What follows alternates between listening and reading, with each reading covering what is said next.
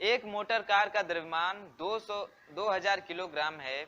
यह विरामावस्था से चलकर 5 सेकेंड में 10 मीटर पर सेकेंड का वेग प्राप्त करती है। कार के संवेग परिवर्तन की दर ज्ञात कीजिए। क्या पूछ रहा है? संवेग परिवर्तन। तो देखिए संवेग परिवर्तन क्या होता है, किसके बराबर होता है? संवेग परिवर्तन की, ये परिवर्तन है ना, है ठीक ना, परिवर्तन की दर किसके बराबर होता है भाई? बल के। पढ़े हैं ना आप लोग? क्या पढ़े हैं? इसी को सीधा करके लिखते हैं। क्या पढ़े आप लोग? F बराबर क्या होता है? संवेग परिवर्तन बटा समय। यही होता है ना, संवेग परिवर्तन बटा समय। तो देखिए प्रश्न में क्या क्या दिया है। वस्तु का द्रव्यमान दिया है कितना? 2000 किलोग्राम। m का मान दिया है 2000 किलोग्राम। वो कह रहा है विरामावस्था से, यानी u का मान दिया है क्या? 0। विरामावस्था से कितने समय में भाई? t का मान दिया है कितने समय में? 5 सेकेंड में। कितने समय में? 5 सेकेंड में। उसका जो अंतिम वेग यानी वेग कितना हो जा रहा है, उसका जो अंतिम वेग है कितना हो जा रहा है? 10 metre per second. 10 metre per second. तो कह रहा है कि वस्तु का संवेग परिवर्तन की दर ज्ञात कीजिए, यानी दर मतलब इसका फार्मूले से ये बल ज्ञात कीजिए। संवेग परिवर्तन की दर किसके बराबर होता है? बल के बराबर होता है ना। चलिए सारे वैल्यू को इसमें रखते हैं और उसके बाद से f का मान ज्ञात करते हैं, ठीक है। तो चलिए सारे वैल्यू को रखते हैं और f का मान ज्ञात करते हैं। तो चलिए रखते हैं इसमें, देखिए यहीं पे रखते हैं या यहाँ पे लिख दे रहे हैं फार्मूला अच्छे से। f बराबर, देखिए m का मान कितना है? 200। ये देखिए इसमें से m कॉमन ले रहे हैं हम लोग, ठीक। m कॉमन लेंगे तो क्या हो जाएगा? v minus you upon T. m का मान कितना है? 2000, सॉरी मैं 200 बोल दे रहा हूँ, 2000 है, ठीक ना। v का मान कितना है? 10। u का मान कितना है? 0। और समय कितना लगा है? 5 सेकेंड। चलिए कैलकुलेशन करिए। 200, अरे 2000, सॉरी बार बार 200 आ रहा है। इसको घटाएंगे तो कितना आ जाएगा? 10 बटा 5। इसको कटा देंगे 2 से गुणा करेंगे तो कितना हो जाएगा? 4000। और बल का मात्रक क्या होता है? न्यूटन। बल का मात्रक क्या होता है? न्यूटन। तो देखिए जब कोई वस्तु है जो इतने किलोग्राम की है, जो विरामावस्था से 5 सेकेंड में 10 मीटर पर सेकेंड का वेग धारण कर रही है, तो उसका संवेग परिवर्तन जो होगा 400 न्यूटन के बराबर होगा। संवेग परिवर्तन किसके बराबर होता है? वो बल के बराबर होता है, यानी बल का मान ही निकालना था। तो कितना आया? 400 न्यूटन। देखिए ऑप्शन नंबर कौन सा सही है? 31 का, सॉरी 400, 200, ये क्या हो रहा है यार आज मुझे। देखिए क्या हो रहा है, ये 4000 न्यूटन। ऑप्शन नंबर जो बी है, ऑप्शन नंबर जो बी है वो क्या है हम लोग का? करेक्ट आंसर है। इतना क्लियर हुआ? देखिए आज की वीडियो में थोड़ा डिस्टरबेंस आएगी क्योंकि पास ही में एक ट्रैक्टर चल रहा है। इधर बरसात का मौसम है भाई, सब लोग धान के बीज डाल रहे हैं, ठीक है। तो उसी की जोताई बुआई चल रही है, तो उतनी दिक्कतें नहीं आएंगी। आवाज़ क्लियर आ रही होगी सबको। चलिए आगे बढ़ते हैं अगले सवाल की तरफ, इसको नोट कर लीजिए। हाँ तो देखिए अगला सवाल है 32 नंबर। देखिए ये सवाल क्या कर रहा है कि 4 किलोग्राम की वस्तु में 5 मीटर पर सेकेंड का वेग परिवर्तन करने के लिए आवश्यक आवेग का मान होगा। देखिए आवेग पूछ रहा है। आवेग को किससे दिखाते हैं? आई से। आवेग बराबर कितना निकल के आया था? mv minus mu। ये भी संवेग परिवर्तन के बराबर ही होता है ना, आवेग का मान भी होता है ना, ये फार्मूला निकल के आया था। तो देखिए क्या क्या दिया है क्वेश्चन में कि 4 किलोग्राम की द्रव्यमान की वस्तु है, 4 किलोग्राम द्रव्यमान की वस्तु है, 4 किलोग्राम द्रव्यमान की वस्तु है, और इसका जो संवेग परिवर्तन हो रहा है डेल्टा v जो हो रहा है 5.0 मीटर पर सेकेंड है। कह रहा है ना कि 5 मीटर पर सेकेंड का वेग परिवर्तन करने के लिए, वेग परिवर्तन करने के लिए नहीं, उसका वेग परिवर्तन हो गया कितना, मतलब होना चाहिए कितना? 5.0 या 5 मीटर पर सेकेंड होना चाहिए। तो इसके लिए आवश्यक जो आवेग है उसका मान कितना होगा? तो चलिए इसी में रखते हैं और रखकर इसका मान निकालते हैं। तो देखिए आई बराबर फार्मूला, इसमें से m कॉमन लेंगे तो क्या आएगा? v minus you. यही वेग परिवर्तन होता है ना, v माइनस यू ही वेग परिवर्तन होता है। तो आई m का मान कितना है? m का मान 4, v का मान निकालेंगे तो इसी का मान दे दिया है ना, v माइनस यू का ही मान दे दिया है कितना 5.0। तो i का मान निकालते हैं तो 4, ये ब्रैकेट हटता है तो क्या लगता है गुणा का, और करेंगे तो क्या आ जाएगा 20। इसका मात्रक क्या होता है newton into second, kilogram metre per second या न्यूटन सेकेंड। तो 4 किलोग्राम द्रव्यमान की वस्तु को 5 मीटर पर सेकेंड का वेग परिवर्तन करने के लिए जो बल का आवेग होगा वो कितना चाहिए हम लोग को 20 न्यूटन सेकेंड। तो देखिए ऑप्शन नंबर कौन सा सही है, option number A. Option number जो ए है वो क्या है 20 न्यूटन सेकेंड जो है हम लोग का करेक्ट आंसर है। तो क्वेश्चन नंबर 32 का ऑप्शन नंबर ए हम लोग का क्या है सही आंसर है। चलिए नोट कर लीजिए, समझ में आया सबको, समझ में आ रहा है ना सबको। चलिए आगे पढ़ते हैं। हाँ तो देखिए अगला क्वेश्चन है 33 नंबर। अगला क्वेश्चन देखिए, क्वेश्चन को पढ़ रहे हैं हम कि 20 ग्राम द्रव्यमान की बंदूक की एक गोली, 20 ग्राम की एक बंदूक की गोली है, 10 मीटर पर सेकेंड के वेग से चलयमान है। जो चल रही है वो उसका जो प्रारंभिक वेग है वो क्या है 10 मीटर पर सेकेंड है। विरामावस्था में आने से पूर्व, जैसे वो गोली चल रही है तो उसको रुकने से पूर्व क्या घटना हुई है भाई सुन लीजिए कि पूर्व यह लक्ष्य में 10 सेंटीमीटर धंस जाती है। जो मान लीजिए कोई आगे लक्ष्य है उस पर गोली चलाया गया है,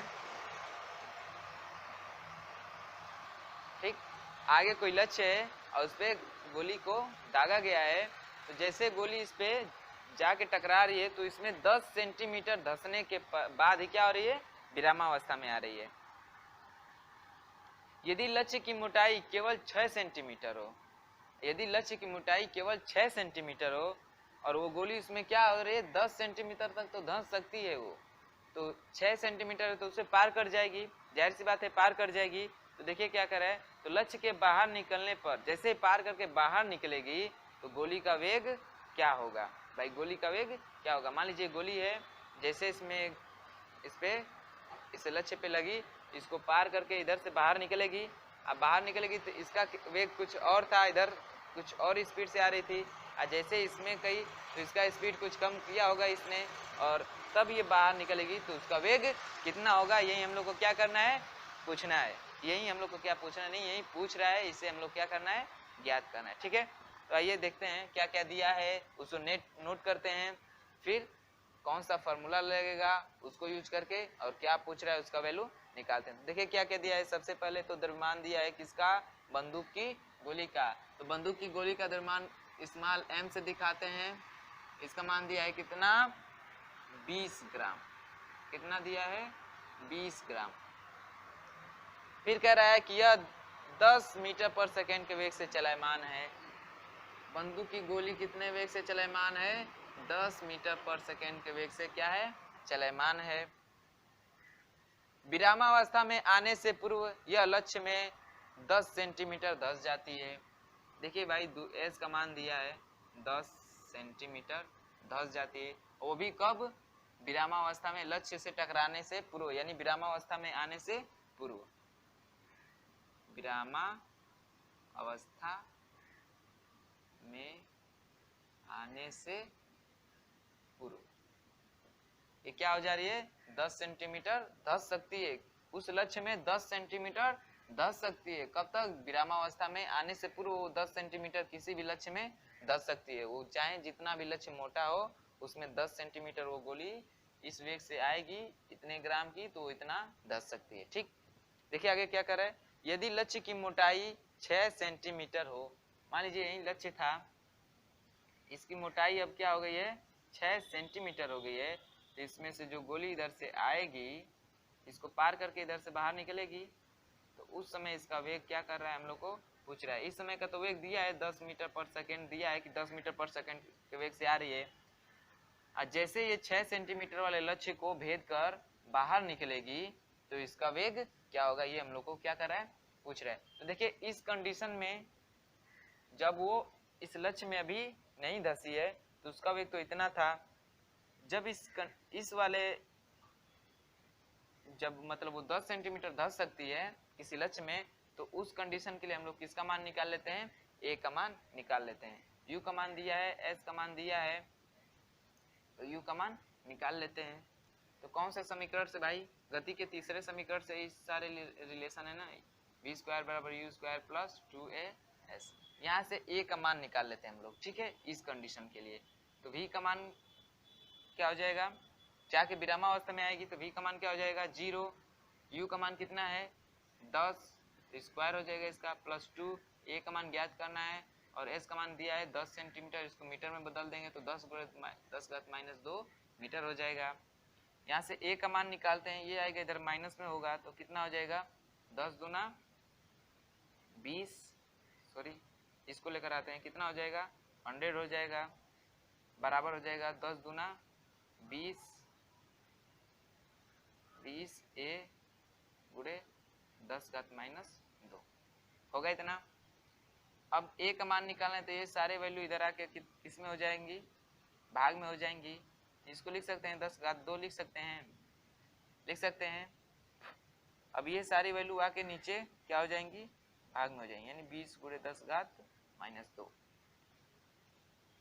अब इस घात वाली चीज को ऊपर ले जाते हैं, यानी घात को ऊपर ले जाते हैं तो कितना हो जाएगा 10 घात 2 गुणे 10 का घात 2 बटे में, इसको लिख सकते हैं ऐसे 20 को। चलिए इसकी जो एक घात तो कटा देगी, तो 10 में और 100 में गुणा करेंगे तो कितना आएगा 1000 बटा 2 कटाएंगे तो कितना आएगा 500। चलिए यहाँ से कटाएंगे तो कितना आ जाएगा 500 मीटर पर सेकेंड स्क्वायर। क्योंकि यहाँ पे वस्तु विरामावस्था में आ रही है ना, जैसे ये क्या हो रही है विरामावस्था में आ रही है तो इसका त्वरण घटेगा, तो घटेगा इसका मतलब त्वरण क्या होगा मंदन में होगा, यानी ये क्या है त्वरण मंदन है। वैसे भी यहाँ से इसको पक्षांतर करेंगे तो प्लस है तो इधर आके माइनस ही होगा ना, यहाँ पे आगे चिन्ह माइनस तो लगेगा ही, ये माइनस इसलिए लगेगा क्योंकि ये किसको दिखाता है मंदन को ही, तो minus 500 metre per second square आएगा, यानी ये मंदन को दिखा रहा है, ठीक है। त्वरण का मान किसको दिखा रहा है मंदन को, माइनस किसको दिखा रहा है मंदन को। इसका मतलब ये है कि वो वस्तु धीरे धीरे विरामावस्था में आ रही, माइनस का मतलब वही है, ठीक ना। तो ए का मान कितना निकल के आया हम लोग का minus 500 metre per second square, ठीक है। तो ये रह गई इसके इस स्थिति के लिए। अब देखिए गोली क्या करे कि 6 सेंटीमीटर लक्ष्य को भेद कर आगे निकल रही है, तो उस समय उसका वेग निकालना है हम लोग को, यही पूछा है। तो चलिए निकालते हैं गति के तीसरे ही समीकरण से, वी स्क्वायर बराबर यू स्क्वायर प्लस 2as से। तो v का तो मान निकालना ही है, u का मान कितना दिया है 10 प्लस 2, a का मान कितना निकल के आया माइनस 500 और s का मान कितना दिया है 6 सेंटीमीटर, इसको मीटर में चेंज कर लेंगे तो माइनस 2 लग जाएगा, ठीक है। तब वी स्क्वायर बराबर कितना हो जाएगा, ये कितना हो जाएगा 100, ये तो माइनस हो जाएगा 6 दूना 12, 12 पचे 60, यानी 6000 गुणे 10 घात माइनस 2। या वी स्क्वायर बराबर 100 माइनस, ये गुणा में है नीचे आएगा तो प्लस में हो जाएगा इसकी घात है, और ये 10 घात 2 को क्या लिख सकते हैं हम लोग 100 लिख सकते हैं, 2 जीरो कट जाएंगे तो वी स्क्वायर बराबर कितना हो जाएगा 100 माइनस कितना बचा 60, या वी स्क्वायर बराबर कितना हो जाएगा 40। हम लोग को तो v का मान ज्ञात करना है ना कि v स्क्वायर का, तो स्क्वायर जाएगा तो इधर क्या लग जाएगा रूट। अब चलिए 40 का रूट निकालते हैं, तो देखिए कैसे निकालते हैं। भाग विधि आप लोगों ने सुना होगा, तो दो का जोड़ा बनाते हैं, ठीक है। तो 2 का जोड़ा बनाए, अब इसका देखेंगे कि किस संख्या का वर्ग करे कि 40 हो जाए या 40 से कम, भाग के नियम जैसे भाग करते हैं ना वैसे ही। तो चलिए 6 का देखते हैं, 5 का तो 25 25 ही रह जाएगा, 6 का 36, 7 का 7 7 49, अधिक हो जा रहा है ना इससे, तो देखिए 6 बार ले जाते हैं, तो 6 6 के 36, इसको ऐसे मत लिखिए, 6 6 के 36, तो इसको घटाते हैं जैसे भाग में, तो घटाएंगे तो कितना आएगा यहाँ पे 4, ये तो कैंसिल हो जाएगा। अब जितना बार ले गए हैं उतना इसमें ऐड करते हैं, तो 6 6 कितना हो जाएगा 12, कितना हो जाएगा 12। अब यहाँ पे 4 बचा, तो इधर हम लोग अपने आप 2 जीरो लगा सकते हैं, ठीक है। यहाँ पे 2 जीरो अपने तरफ से क्या कर सकते हैं बढ़ा सकते हैं। फिर अब एक ऐसी यहाँ पे संख्या ढूंढना है जिसका वर्ग करे तो इतना आए।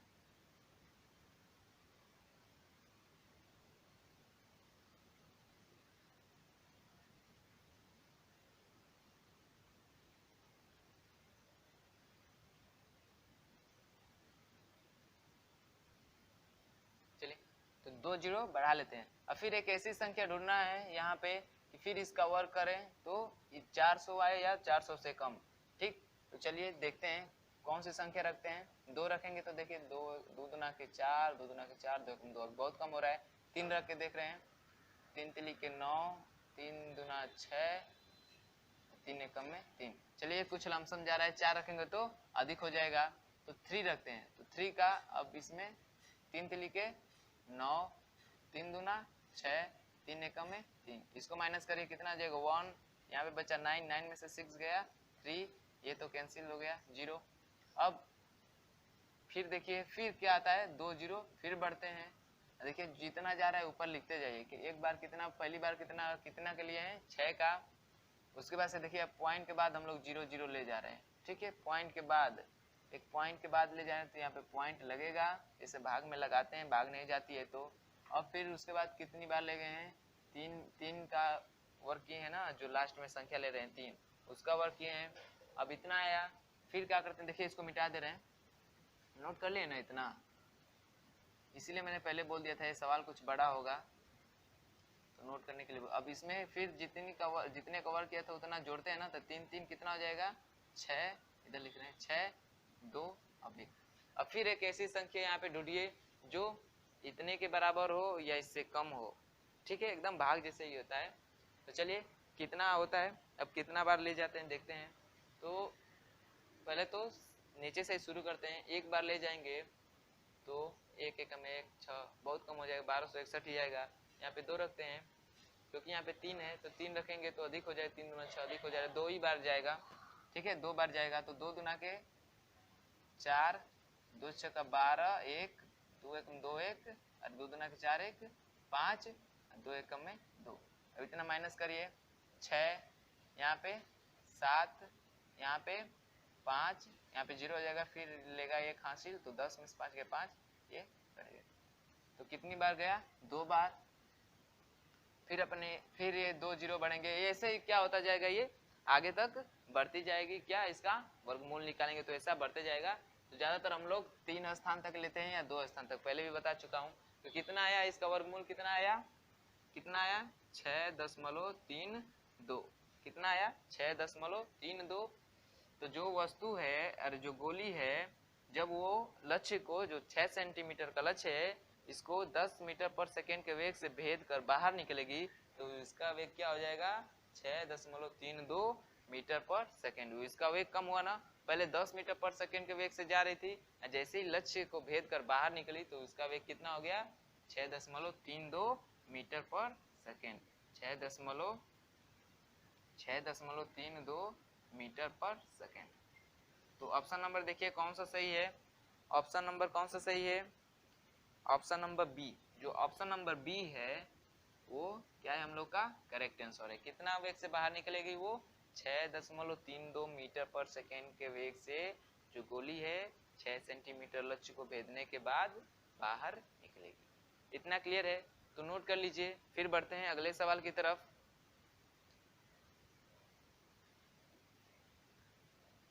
सवाल है 34 नंबर सवाल। देखिए 34 नंबर सवाल क्या कर रहा है कि 2.5 किलोग्राम द्रव्यमान का एक पिंड त्वरण F बराबर 19.8 मीटर पर सेकेंड स्क्वायर से ऊर्ध्वाधरता ऊपर से नीचे गिरता है। वायु प्रतिरोध नगण्य मानते हुए बल जो कि गुरुत्व बल के साथ साथ लगता है होगा। देखिए समझिए क्या कर रहा है कि एक वस्तु है जिसका वेट भाई कितना दिया है 2.5 किलोग्राम, और इसका जो त्वरण दिया है F वो कितना दिया है 19.8 मीटर पर सेकेंड स्क्वायर के त्वरण से ये चल रही है। कह रहा है कि ऊर्ध्वाधरता ऊपर से नीचे गिर रही है। ये क्या करे वस्तु ऊपर से नीचे की तरफ आ रही है। ठीक है, ऊपर से नीचे की तरफ आ रही है तो वायु प्रतिरोध को नगण्य मानते हुए, यानी आएगी तो वायु से घर्षण होगा तो उसको नगण्य मानिए। ठीक है, उसको नगण्य मानते हुए गुरुत्व बल के साथ साथ लगता है, यानी जो गुरुत्व बल के साथ साथ लगता है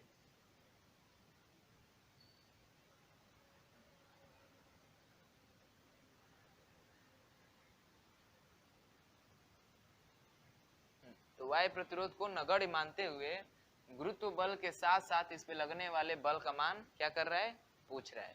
ठीक है, क्या कर रहा है, पूछ रहा है। तो देखिए बल का फॉर्मूला क्या होता है हम लोग का, F बराबर क्या होता है, m इंटू ए। तो F का मान तो निकालना है, m दिया है, हम लोग को a की वैल्यू चाहिए। देखिए टोटल ये दिया है, त्वरण दिया है F का मान। तो जिस वस्तु पे जब इस पे जो इसमें जो त्वरण उत्पन्न होगा, देखिए वो क्या क्या होगा, पहले तो वस्तु गिरेगी तो उसका वेग परिवर्तन होगा, तो उसका एक त्वरण होगा a, प्लस इस पृथ्वी द्वारा इस पे गुरुत्वीय त्वरण लगेगा जो इसको अपने त्वरण से अपनी गुरुत्वीय त्वरण से खींचेगी, और फिर इस वस्तु में एक त्वरण उत्पन्न होगा ही। तो ये जो वैल्यू है इन दोनों वैल्यू के योग के बराबर है, यानी टोटल ये क्या है, त्वरण है। तो जो F है वो किसके किसके बराबर होगा भाई, a प्लस जी के। तो यहाँ से a का मान निकाल लीजिए तो क्या होगा, F माइनस जी। तो F का मान कितना दिया है, 19.8। हम लोग गुरुत्वीय त्वरण मालूम है ये कितना होता है, 9.8, या इसको 10 मानते हैं। ठीक, तो घटाएंगे तो कितना आ जाएगा भाई, 10 metre per second square. 10 metre per second square जो हम लोग का त्वरण होगा, वो इस वस्तु में जो त्वरण उत्पन्न होगा इसके वेग के कारण वो कितना होगा, 10 मीटर पर सेकेंड स्क्वायर। अब प्लस इसमें जो पृथ्वी है वो अपने गुरुत्वीय त्वरण 9.8 मीटर पर सेकेंड के स्क्वायर से खींचेगी। अब प्लस इस वस्तु का भी ये 10 मीटर पर सेकेंड स्क्वायर जो आया है त्वरण, इन दोनों का योग दिया था ये टोटल। ठीक है, तो इससे a का मान निकाल लेते हैं, तो अब बल का मान आसानी से निकल जाएगा। तो F बराबर m का मान कितना है, 2.5, a का मान कितना है 10, तो गुणा करेंगे तो कितना आ जाएगा 25। बल का मात्रक न्यूटन, मात्रक लिखना अनिवार्य होता है। ठीक है, तो जो बल का मात्रक बल जो आएगा वो कितना आएगा, 25 न्यूटन। तो ऑप्शन नंबर देखिए कौन सा सही है, ऑप्शन नंबर कौन सा सही है, 34 का 25। ऑप्शन नंबर डी देखिए 25.00, दशमलव के बाद 00 लगाना कोई मतलब नहीं रखता, तो ऑप्शन नंबर जो डी है वो क्या हम लोग का करेक्ट आंसर है। इतना क्लियर है, नोट कर लीजिए। फिर चलते हैं अगले सवाल की तरफ। तो चलिए देखते हैं अगला सवाल, सवाल नंबर क्या है 35। देखिए ये सवाल क्या बोल रहा है कि स्वतंत्र गति के लिए किसी वस्तु पर कोई बल लगाया गया, स्वतंत्र गति के लिए किसी वस्तु पे कोई बल लगाया गया, किसी वस्तु पे बल लगाया जा रहा है। यदि बल का परिमाण तथा वस्तु का द्रव्यमान ज्ञात हो, इस वस्तु का द्रव्यमान और इस पे लगाया गया बल का परिमाण ज्ञात हो, तो न्यूटन के द्वितीय नियम की सहायता से हम ज्ञात कर सकते हैं। अब क्या क्या ज्ञात कर सकते हैं, न्यूटन का दूसरा नियम क्या है पहले तो वो समझिए कि किसी वस्तु पे लगाया गया बल, न्यूटन का द्वितीय नियम है, ठीक ना, किसी वस्तु पे लगाया गया बल उस वस्तु के द्रव्यमान और उसमें उत्पन्न त्वरण के गुणनफल के क्या होता है, बराबर होता है। तो देखिए क्वेश्चन क्या कह रहा है कि यदि किसी वस्तु का द्रव्यमान पता हो, उस पे लगाया गया बल पता हो, तो न्यूटन के इस नियम से यानी इस द्वितीय नियम से हम लोग क्या निकाल सकते हैं भाई, इसमें क्या दिख रहा है, ये दिख रहा है, ये दिख रहा है, तो इसको निकाल सकते हैं ना। तीन ही वैल्यू दी है इसमें, द्रव्यमान, बल और त्वरण। तो ऑप्शन नंबर देखिए, ऑप्शन देखिए क्या क्या बोल रहा है और कौन सा ऑप्शन नंबर सही है देखते हैं। देखिए ऑप्शन नंबर ए कह रहा है कि वस्तु की चाल ज्ञात कर सकते हैं, इसमें चाल का जिक्र हुआ है, न्यूटन के दूसरे नियम में चाल का जिक्र हुआ है नहीं ना, ऑप्शन नंबर ए भी सही नहीं है। वस्तु का भार ज्ञात कर सकते हैं, क्या इससे वस्तु का भार ज्ञात कर सकते हैं इस फार्मूले से, नहीं। वस्तु की स्थिति ज्ञात कर सकते हैं, वस्तु की स्थिति ज्ञात कर सकते हैं, नहीं। वस्तु का त्वरण ज्ञात कर सकते हैं, हाँ जी, इसमें त्वरण दिया है, ये दो वैल्यू भी दिया है, तो इससे त्वरण निकाल सकते हैं ना इस फार्मूले से। तो गति के मतलब गति के द्वितीय नियम अनुसार जो फार्मूला होता है F बराबर m इंटू ए, तो यदि किसी वस्तु पर कोई बल लगाया गया हो, उस बल का परिमाण पता हो, उस वस्तु का द्रव्यमान पता हो, तो न्यूटन के दूसरे नियम से, जब न्यूटन का दूसरा नियम ले ले तो उससे सिर्फ हम लोग क्या निकाल सकते हैं, उस वस्तु का त्वरण ज्ञात कर सकते हैं। तो ऑप्शन नंबर जो डी है 35 का, जो ऑप्शन नंबर डी है वो क्या है हम लोग का करेक्ट आंसर है, क्या है करेक्ट आंसर है। चलिए इतना क्लियर हुआ। तो ये तो बहुत छोटा था, ये तो ऑप्शनल ही था, ठीक है, ऐसे ही देख के मार सकते हैं।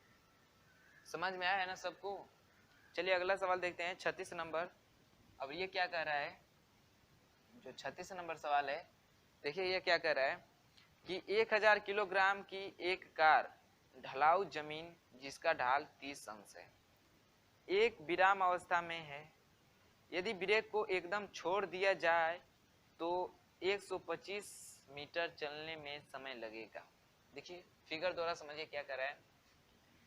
ये मान लीजिए क्षैतिज तल है, इस पर एक ढलान है, और ये जो ढलान है इस क्षैतिज से कितने अंश का कोण बना रही है, 30 अंश का बना रही है। इस पे कोई कार खड़ी है, ठीक है, इस पे कोई कार खड़ी है, ठीक है, इस पे कोई कार खड़ी है। तो कह रहा है कि जैसे ही मान लीजिए कार क्या है, ब्रेक लगा हुआ है, कार का ब्रेक लगा हुआ है, ऐसे विरामावस्था में है, और जैसे इसका ब्रेक छोड़ेंगे तो ये मोशन करना शुरू कर देगी ना। जैसे ही ये ढलाव पे है तो कोई भी गाड़ी ढलाव पे है, जब तक गियर में है, ब्रेक लगा हुआ है, तब तक तो रुकी रहेगी। जैसे ही छूटेगा तो गाड़ी क्या होगी, आगे की तरफ लुढ़कना शुरू हो जाएगी। कह रहा है कि ये कितना मीटर जाने के बाद रुक जा रही है भाई, रुक जा नहीं रही है, रुकने का जिक्र नहीं किया है, लेकिन कह रहा है कि 125 मीटर चलने में समय लगा। मान लीजिए चलते चलते इतना क्या कर ली है, दूरी तय कर ली है,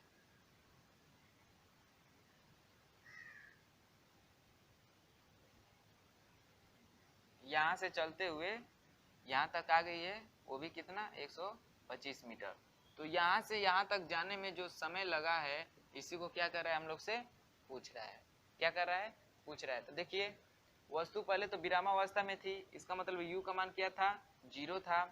फिर s कितना मीटर गई, 225 मीटर गई, कितना गई, 225 मीटर गई। और कुछ दिया है, और कुछ दिया है नहीं ना। और पूछ रहा है किसका मान, t का मान पूछ रहा है। तो चलिए कौन सा फॉर्मूला लगाएं, गति का कौन सा समीकरण लगाएं, दूसरा समीकरण लगाएं। s बराबर क्या होता है, ut plus half at square, ये होता है।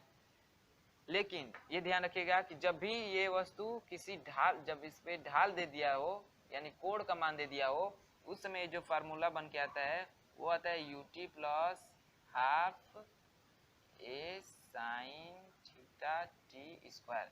यानी यहाँ पे जो कोण है इसके लिए लगाते हैं क्या यहाँ पे साइन थीटा, ठीक है। अब इस फार्मूले से हम लोग क्या निकालेंगे, टी का मान निकालेंगे। क्या निकालेंगे, टी का मान। तो चलिए इनमें सारी वैल्यू को रखते हैं और उसके बाद से टी का मान पे निकालते हैं। तो एस का मान कितना दिया है, 125, यू का मान 0, तो इसमें टी का गुणा करेंगे तो 0 ही हो जाएगा। फिर 1/2 ए का मान देखिए, अब ये चूंकि पृथ्वी पे चल रही है तो पृथ्वी का गुरुत्वीय त्वरण, ये ए यहाँ पे क्या करेगा, जी का काम करेगा, यानी जो ए होगा वो जी का काम करेगा। और जी का मान कितना है, कितना होता है, 9.8 मीटर पर सेकेंड स्क्वायर। साफ साफ इधर लिख दे रहे हैं, जो ए होगा वो जी के इक्वल होगा और इसका मान कितना होता है, 9.8 मीटर पर सेकेंड स्क्वायर। जब भी आपको ए का जिक्र न किया हो तो वहाँ पे आप इतना रख सकते हैं, ठीक है, 9.8 मीटर पर सेकेंड स्क्वायर, या 10 कहीं कहीं रखा जाता है। तो इसका मान कितना हो जाएगा, 9.8 साइन 30 अंश, थीटा का मान कितना है 30 अंश, टी का मान तो ज्ञात करना है। तो कितना हो जाएगा 125 बराबर, ये तो खत्म, अब इसको कटा दें तो कितना हो जाएगा, 2 चौके 8 और 2 नवा 18, 4.9 साइन 30 अंश का मान कितना होता है भाई, 1/2 और टी स्क्वायर का मान ही ज्ञात करना है। फिर आगे करते हैं, इसको कटेगा, यहाँ से कटा दें इसको, 2 दूना 4, 2 चौके 8, 2 5 10, टी स्क्वायर इक्वल टू कितना हो जाएगा 125। यहाँ से टी स्क्वायर इधर ही छोड़ देते हैं, इसको ले जाते हैं उधर, तो किस बट्टा में हो जाएगा ना इधर। चलिए अब इसको कटाते हैं, ऊपर कर रहे हैं, ठीक ना। तो टी स्क्वायर बराबर कितना आया, 125 बटा में 2.45, कितना है 2.45। तो टी स्क्वायर बराबर, इसको दशमलव हटाएंगे तो ऊपर कितने लगेंगे, 2 जीरो लग जाएंगे और बटे में 245। इसको कटाइए, थोड़ा कटने वाला है,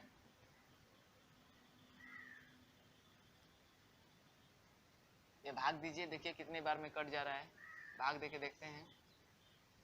तो 12 500 बटे में 245 कटाते हैं, 6 दूना 12, 6 चौके 24, तो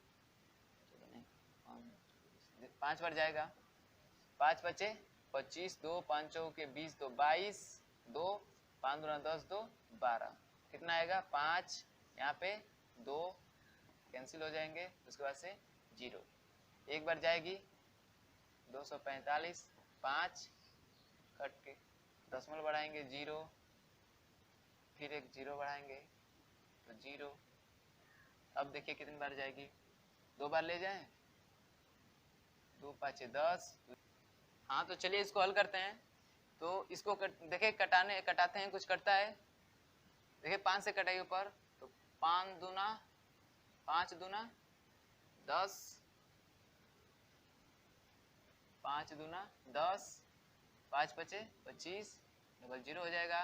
फिर इसको कटाएं तो 5 चौके 20, 5 नवा 45, तो टी स्क्वायर बराबर कितना आया 2500 बटा में 49।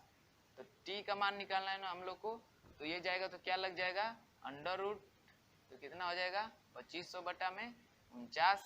तो टी का मान निकालेंगे तो ऊपर का कितना आएगा भाई 50 वर्गमूल होगा, क्योंकि 50 का वर्गमूल करेंगे, 50 का वर्गमूल मतलब 2 बार गुणा, तो 2 0 ये बढ़ेगा, 5 बचे 25, इतना आ जाएगा ना। तो ये जो 2500 है किसका वर्गमूल है 50 का, और 49 का वर्गमूल क्या होता है 7।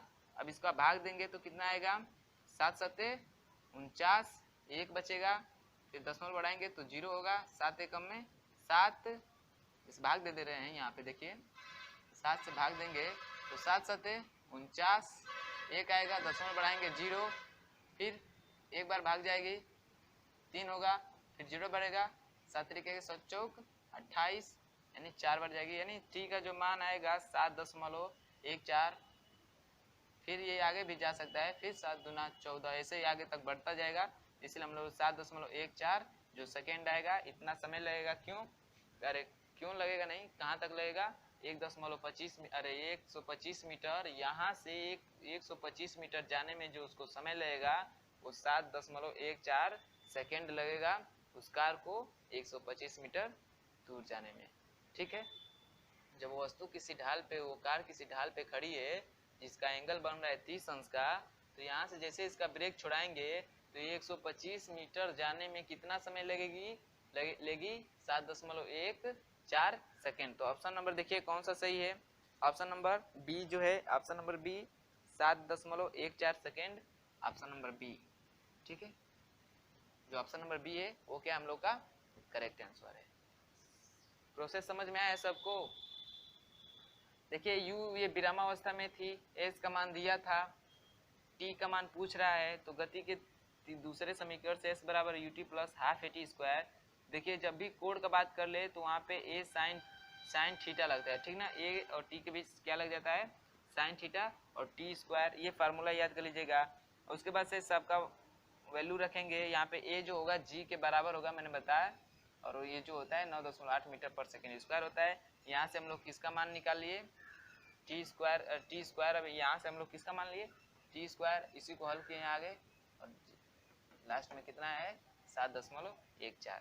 कैलकुलेशन समझ में आया है, नहीं आया होगा तो बोलिएगा, कमेंट कीजिएगा, लेकिन ऐसा तो नहीं समझाया कि समझ में आया, सारे देखिए हर पार्ट को अलग अलग करके समझाए हैं, तो समझ में आया इतना। जो समय लगेगा वो कितना आएगा 7.14। जो ऑप्शन नंबर बी है वो क्या है हम लोग का सही आंसर है, जो ऑप्शन नंबर बी है वो सही आंसर है। तो चलिए अगला सवाल देखते हैं, इतना नोट कर लीजिए, बढ़ते हैं 37वां सवाल की तरफ।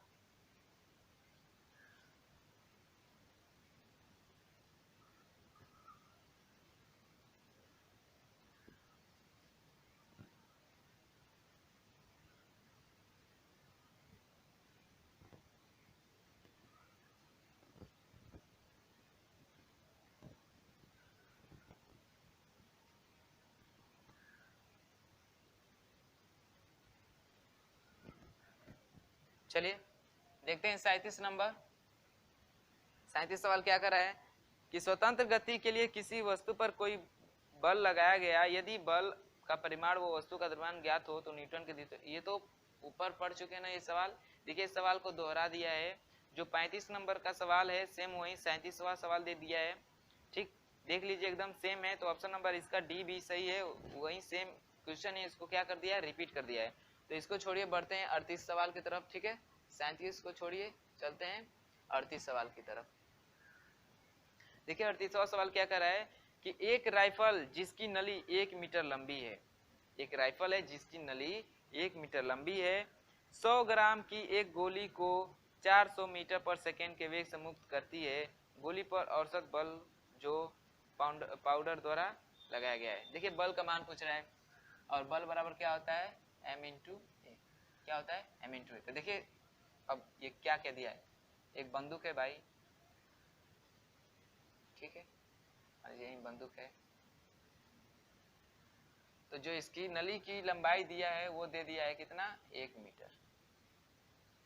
जो इसकी नली की लंबाई है वो दे दिया है 1 मीटर, और इसमें जो गोली है उसका द्रव्यमान दिया है कितना, 100 ग्राम दिया है भाई, ग्राम दिया है, मात्रा का ध्यान दीजिएगा, 100 ग्राम दिया है। और इसका वेग जो दिया है वो कितना दे दिया है, 400 मीटर पर सेकेंड के वेग से चल रही है। किसमें, इस नली में। इस नली से 400 मीटर पर सेकेंड के वेग से क्या हो रही है, बाहर निकल रही है। तो कह रहा है कि इस पे लगाया गया जो इसमें जो ट्रिगर दबाते हैं तो जो पाउडर होता है जिस पे फोर्स देता है, पुश करता है, वो कितना बल लगाया है उसी का मान पूछ रहा है। देखिए m दिया है, अरे m तो इसके लिए दिया है, u दिया है, दूरी दिया है, s दिया है, s दिया है, यहाँ पे लिख दे रहे हैं s बराबर कितना है, 1 मीटर, u दिया है, s दिया है,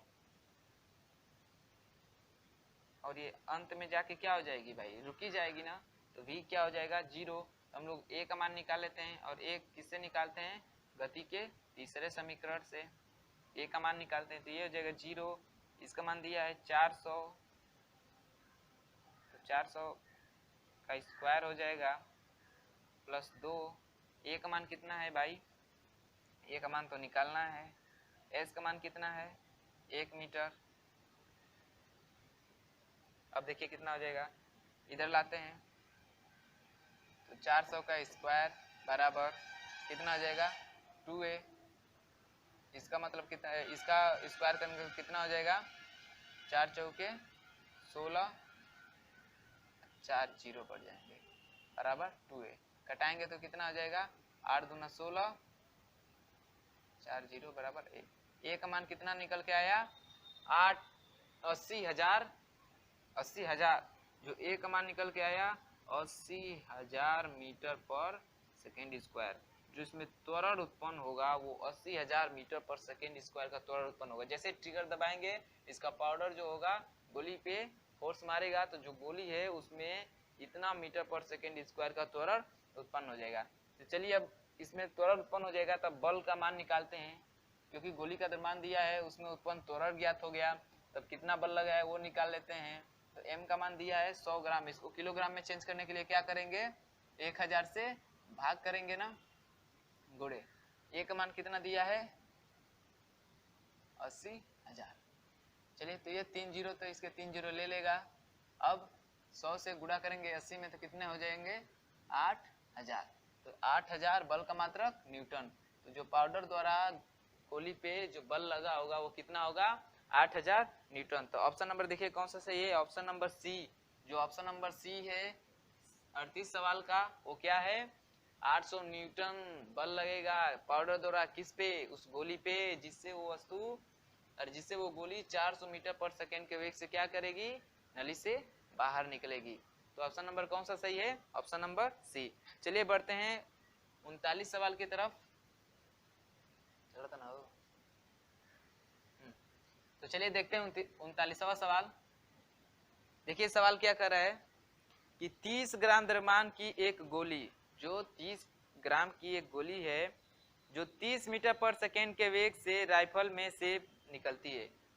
30 ग्राम की गोली 30 मीटर पर सेकेंड के वेग से राइफल से बाहर निकलती है, जिसके कारण राइफल की 60 सेंटीमीटर पर सेकेंड के वेग से प्रक्षेप करने की प्रवृत्ति होती है और 30 मीटर पर सेकेंड के वेग से गोली निकल रही है तो राइफल को 60 सेंटीमीटर, देखिए 60 सेंटीमीटर पीछे की तरफ धक्का दे सकती है, यानी उसको पीछे की तरफ धक्का दे सकती है। उसके वेग से वो जो बंदूक है, राइफल है, इतना पीछे झटका दे सकता है।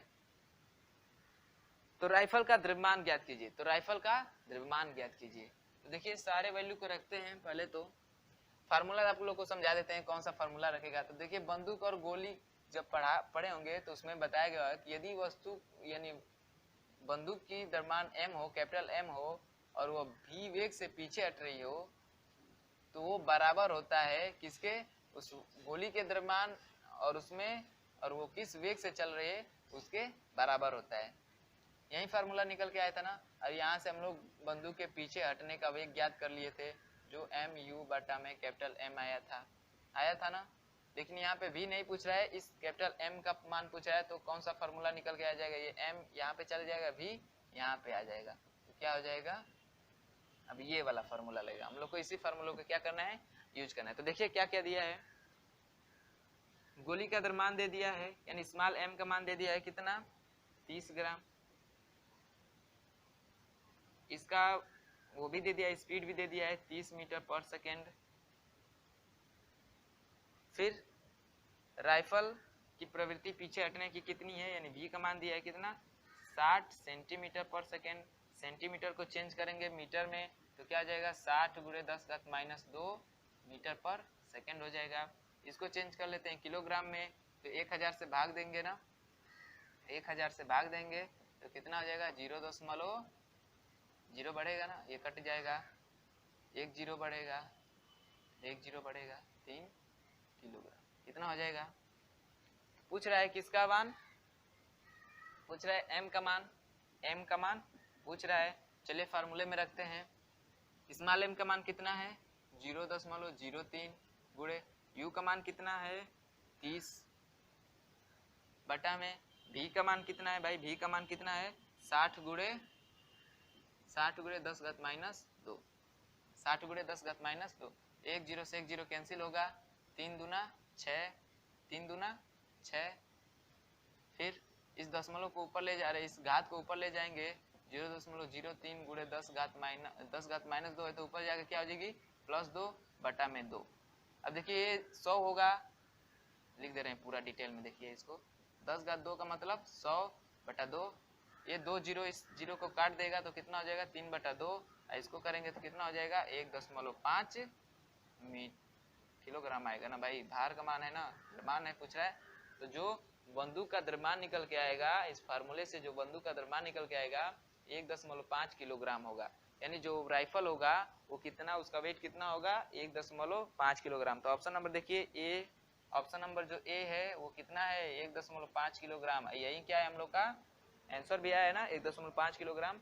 तो जो राइफल का द्रव्यमान होगा वो कितना होगा, 1.5 किलोग्राम। समझ में आया है सबको, समझ में आएगा तो लाइक करिएगा। अभी तक जो चैनल को सब्सक्राइब नहीं किए होंगे तो सब्सक्राइब कर लीजिएगा, जिससे हमारी नोटिफिकेशन आपको मिलती रहे। चलिए नोट कर लीजिए, बढ़ते हैं अगले सवाल की तरफ। चलिए अगला सवाल है 40 नंबर,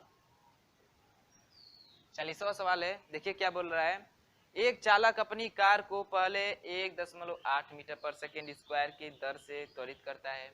एक चालक है तो अपनी कार को 1.8 मीटर पर सेकेंड स्क्वायर के त्वरण से त्वरित करता है, त्वरण दिया है, ठीक है।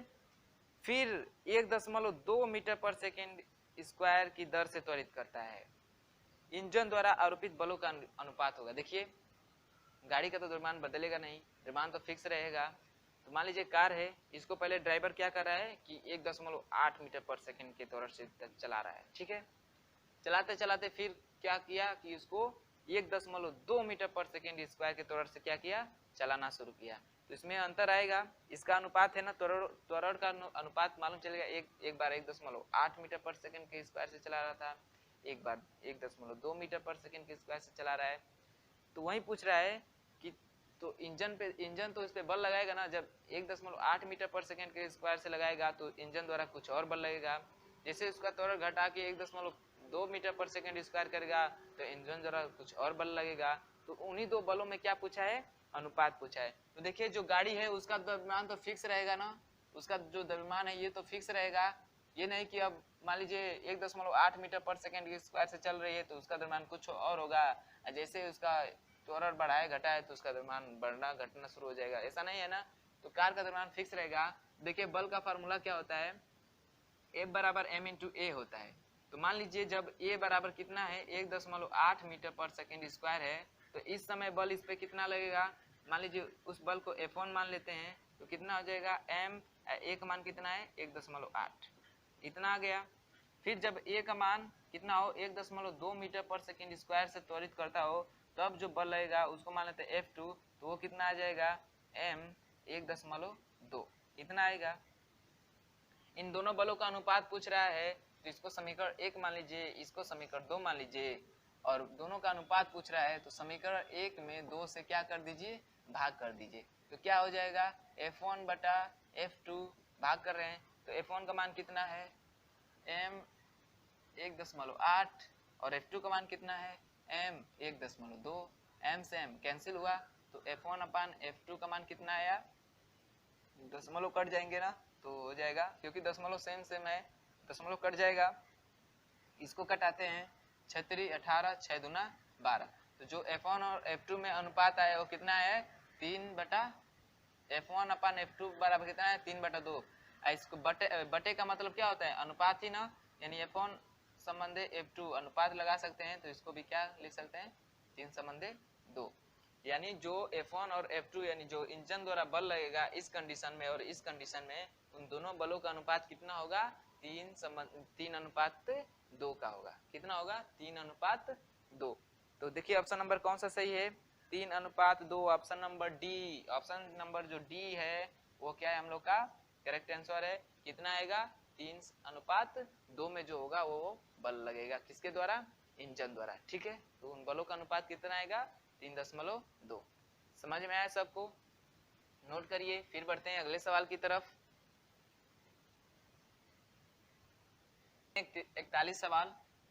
41 नंबर का सवाल देखते हैं। देखिए क्या करे कि घर्षण बल F तथा घर्षण गुणांक म्यू के मध्य सही संबंध होता है। घर्षण का नियम पढ़े होंगे तो उसमें घर्षण बल और उसके नियतांक घर्षण गुणांक के बीच एक संबंध निकला होगा। देखिए घर्षण का नियम यही कहता है कि जो घर्षण बल होता है वो प्रोपोर्शनल होता है उस पे लगने वाले अभिलंब प्रतिकारिक बल के समानुपाती होता है।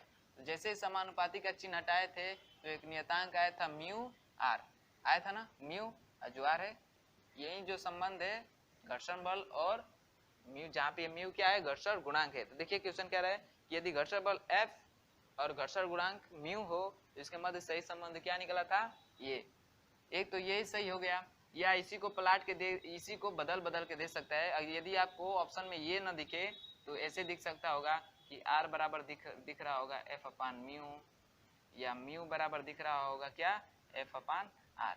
ये तीनों फार्मूले आपको दिखेंगे तो ये समझ लीजिए कि यही क्या होंगे सही होंगे। ये जहाँ तीनों दिखे आपको तो इस तीनों में से कोई एक क्या होगा सही होगा। तो देखिए F बराबर म्यू अपान R, म्यू अपान R होता है कहीं नहीं होता है। फिर F बराबर म्यू R, F बराबर म्यू R तो ये तो दिया ही है सही है। फिर U बराबर एफ आर कहीं दिख रहा है नहीं ना। फिर दिया है F बराबर R बाई म्यू, कहीं दिख रहा है R बाई म्यू नहीं ना। तो ये तीनों दिखें ये सही फॉर्मेट है, संबंध है ये घर्षण बल और घर्षण गुणांक में। इतना क्लियर है। तो ऑप्शन नंबर कौन सा सही है, ऑप्शन नंबर बी। 41 का ऑप्शन नंबर बी जो क्या है करेक्ट आंसर है। ठीक है, देखिए आगे 2 सवाल बचे हैं और ये जो है ऑप्शनल है। ठीक है, ऑप्शनल है, जो पीछे हम लोग इसके डिटेल्स पढ़े होंगे उसमें से हैं ये सब, तो ये तो पढ़ के आप कर सकते हैं। देखिए क्या है 42 वाला, 1 किलोग्राम भार और 1 किलोग्राम बराबर है। ऑप्शन दिया है 1 किलोग्राम के, 1 न्यूटन के, 980 डाइन के, इनमें से कोई नहीं। तो ये सब पीछे पढ़ चुके हैं। 1 किलोग्राम भार बल किसके कितने के बराबर होता है उसी को चेंज करके आप निकाल दीजिए इसमें से। ठीक है, फिर 43 सवाल है, एक मेज की ऊपरी सतह पर रखी वस्तु पर लगने वाला घर्षण बल निर्भर करता है। तो घर्षण बल जब पढ़े होंगे नियम उसका, तो एक ये नियम था फिर एक नियम आया था कि घर्षण बल किन बातों पे निर्भर करता है, यानी किन चीजों पे निर्भर करता है। जो घर्षण बल होता है वस्तु के क्षेत्रफल पे नहीं, उसकी प्रकृति पे निर्भर करता है कि वो कैसा है कैसा नहीं है, उस पर किस प्रकार का बल लगाया जा रहा है, ठीक ना। तो ये इन सब पे निर्भर करता है। तो ये सब ऑप्शनल है, ये आप खुद से पढ़ के कर सकते हैं। जो न्यूमेरिकल्स है मैंने वो करा दिए, ठीक है। तो ज़्यादा मैं न्यूमेरिकल्स पे ही फोर्स करूँगा, क्योंकि देखिए मैं चैप्टर डिटेल्स में पढ़ा रहा हूँ, तो जो उससे आ रहा है तो वो तो आप खुद से कर सकते हैं, पढ़ के कर सकते हैं। लेकिन जो न्यूमेरिकल्स हैं उसमें कुछ दिक्कतें आती हैं, तो वो मैं समझा दे रहा हूँ, ठीक है। तो आज ये लेसन समाप्त हुआ। अब आगे जब लेसन पढ़ेंगे तो जो इम्पोर्टेंट चैप्टर है वहीं पढ़ेंगे, क्योंकि आप लोग के ज़्यादा कमेंट्स आ रहे हैं कि सर जो इम्पोर्टेंट चैप्टर है वहीं पढ़ाइए, मैथ में भी फिजिक्स में भी, ठीक है। तो पेपर भी नज़दीक होने वाला है। ये तो पेपर हो गया होता, लेकिन लॉकडाउन ने इसे आगे तक बढ़ा दिया। तो चलिए आगे जब हम लोग जो चैप्टर पढ़ेंगे वो मेन नहीं चैप्टर पढ़ेंगे, ठीक है। तो आज ये लेसन समाप्त हुआ। अब अगले लेसन जो पढ़ेंगे अगले वीडियो के साथ अगले वीडियो में मिलेंगे।